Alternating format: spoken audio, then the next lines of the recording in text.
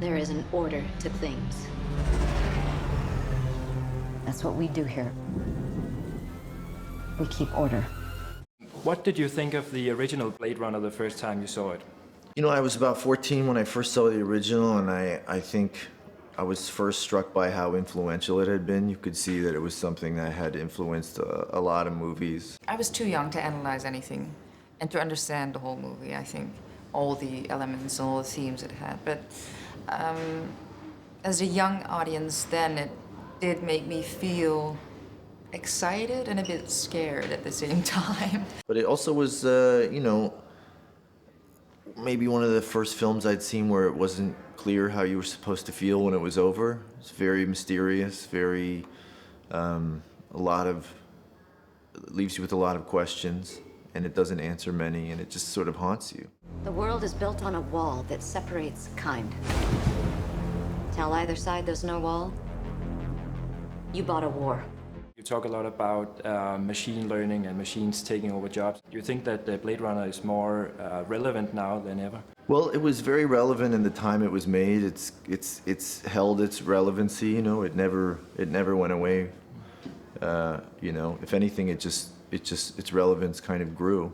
Technology goes very fast. I saw something on BBC a couple of days ago, I think it was BBC, about a robot that, you know, the technology was great. Like she could hear the tones in your voice and react to that, and you just had whole conversations with her. That was like it was pretty scary as well.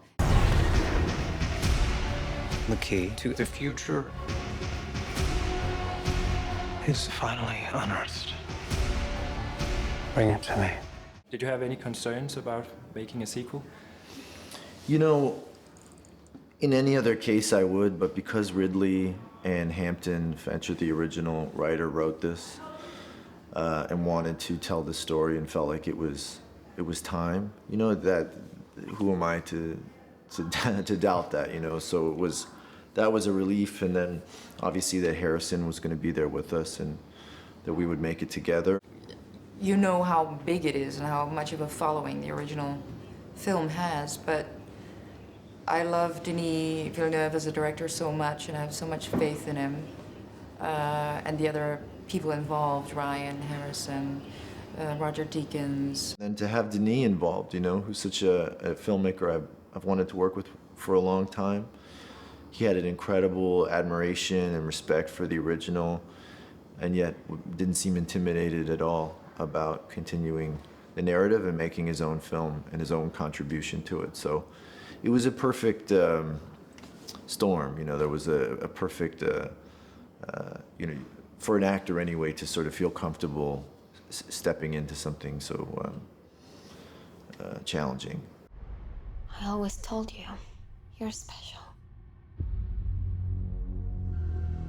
Your story isn't over yet. There's still a page left.